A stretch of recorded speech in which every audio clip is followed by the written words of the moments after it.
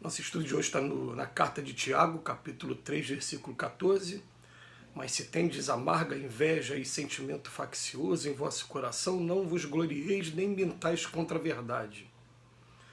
E Emmanuel comenta na lição 36 do livro Vinha de Luz, faccionismo. Toda escola religiosa apresenta valores inconfundíveis ao homem de boa vontade. Não obstante os abusos do sacerdócio, a exploração inferior do elemento humano e as fantasias do culto exterior, o coração sincero beneficiar-se-á amplamente na fonte da fé, iluminando-se para encontrar a consciência divina em si mesmo. Mas em todo instituto religioso e propriamente humano, há que evitar um perigo, o sentimento faccioso que adia indefinidamente as mais sublimes edificações espirituais. Católicos, protestantes, espiritistas, todos eles se movimentam ameaçados pelo monstro da separação, como se o pensamento religioso traduzisse fermento da discórdia.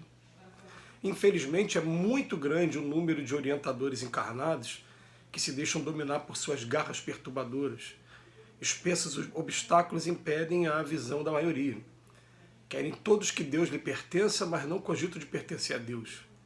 Que todo aprendiz do Cristo esteja preparado a resistir ao mal. É imprescindível, porém, que compreenda a paternidade divina por sagrada herança de todas as criaturas, reconhecendo que na casa do Pai a única diferença entre os homens é a que se mede pelo esforço nobre de cada um. Em primeiro lugar, quem está escrevendo esse texto é Tiago. Tiago ficou ao lado de Pedro, no livro Atos dos Apóstolos, descrito no Atos dos Apóstolos como ali administrador da Casa do Caminho também. Só que o Pedro ficava à frente dos trabalhos e Tiago equilibrando as relações políticas com o judaísmo da época.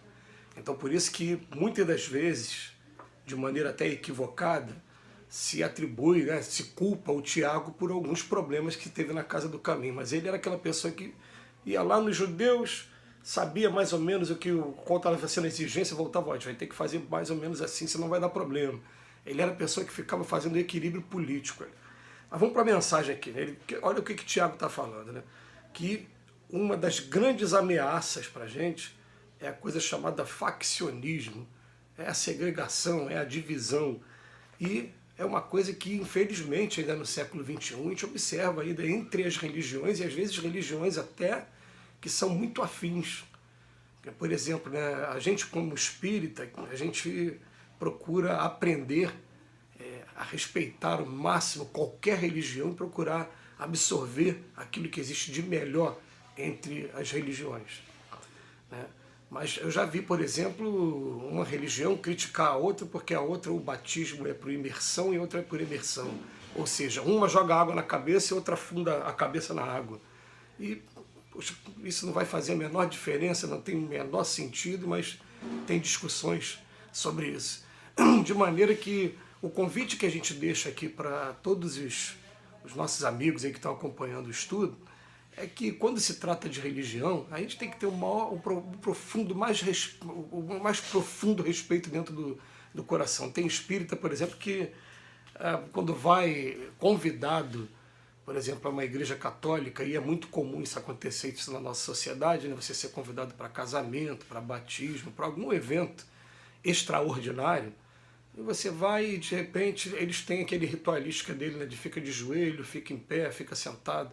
Gente, se eu estou ali, eu por respeito à instituição, ainda mais por respeito a uma instituição milenar como essa, e que foi responsável por trazer o Evangelho para mim na sua integridade como tem hoje, né, as mensagens do Evangelho, então eu mereço respeito a essa instituição.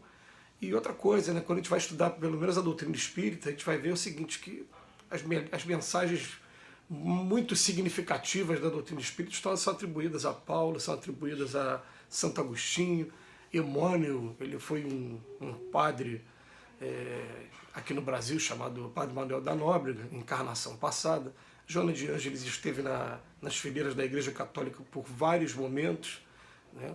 Então a gente deve respeito. Tá? Então eu, por respeito à instituição, eu vou procurar lhe participar de toda a ritualística da missa E, inclusive, como eu tive formação católica, eu vou dizer uma coisa. Hoje, quando eu vou em missa, eu acho a missa muito mais interessante do que quando eu ia, quando era criança, porque a parte que agora se faz uma análise de um texto bíblico, normalmente um texto do Evangelho, ela está sendo maior, ela está sendo uma palestra, né, com mais detalhes.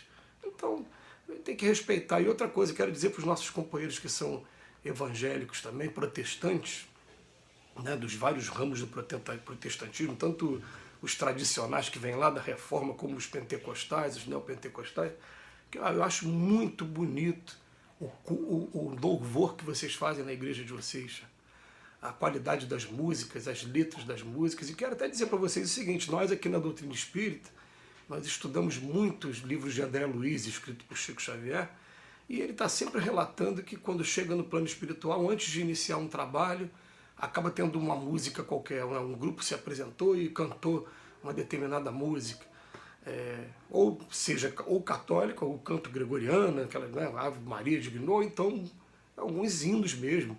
Então, quer dizer, por que a gente fica com essa diferença aqui, né? Tem um hino protestante, um hino que eu amo, eu gosto muito, uma música que é Tu és fiel, Senhor. Eu gosto muito dessa letra, dia após dia, eu gosto muito dessa letra, né? Tu és fiel, Senhor, ó Pai Celeste, enfim. Acho que quem conhece a música já sabe qual é a música que eu estou falando.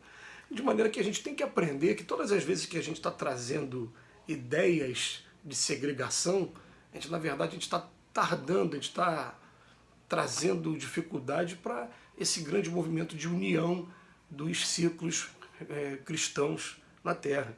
Então ele vem falar para a gente aqui num determinado momento, né? Ele fala assim, ó, em todo instituto religioso propriamente humano há que evitar um perigo, que é o sentimento faccioso que adia indefinidamente as mais sublimes edificações espirituais. Nós temos tido algumas experiências muito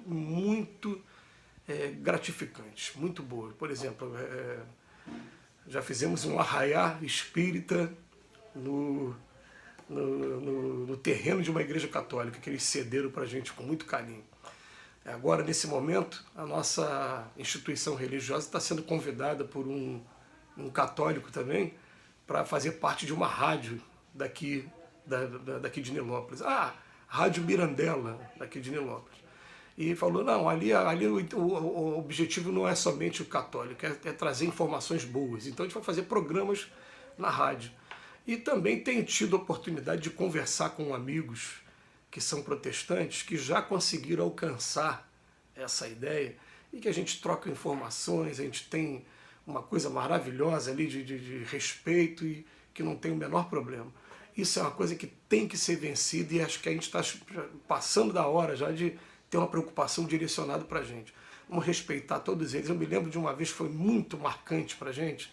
Nós fizemos um encontro sobre a vida e obra de Chico Xavier que tratava só da psicografia, essa coisa de escrever o livro, né? Dos espíritos escreverem o livro através do médium. E uma médium psicógrafa que psicografa os livros do espírito Rochester, ela estava lá na nossa casa. E ela falou que ela pegou uma série de livros, uns 5 livros, e falou, esse aqui, esse romance ele acontece no ambiente islâmico, esse aqui acontece no ambiente lá na China, naquelas valas, Lao Tse, e foi falando. E conforme eu ia escrevendo o livro, eu aprendi a admirar cada religião, ver o que tem de bonito.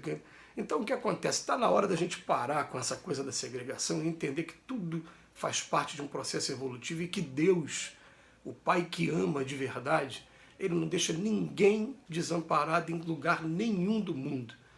É claro que uma determinada liturgia vai dar uma atenção a esse ponto, outra vai dar atenção a outro ponto, mas todas, na verdade, se complementam e todas as vezes que a gente vê qualquer coisa de segregação, a gente coloca aqui para a gente. Infelizmente, é muito grande o número de orientadores encarnados que se deixam dominar por suas garras perturbadoras, que são espessos obstáculos que impedem a visão da maioria. A gente tem que estender as mãos e reconhecer. Cada uma tem a sua importância e todos que têm como âncora, como base, Jesus, estão diretamente amparados pelo Mestre. Que Jesus nos abençoe hoje e sempre. Agradeço mais uma vez a Emmanuel por suas reflexões.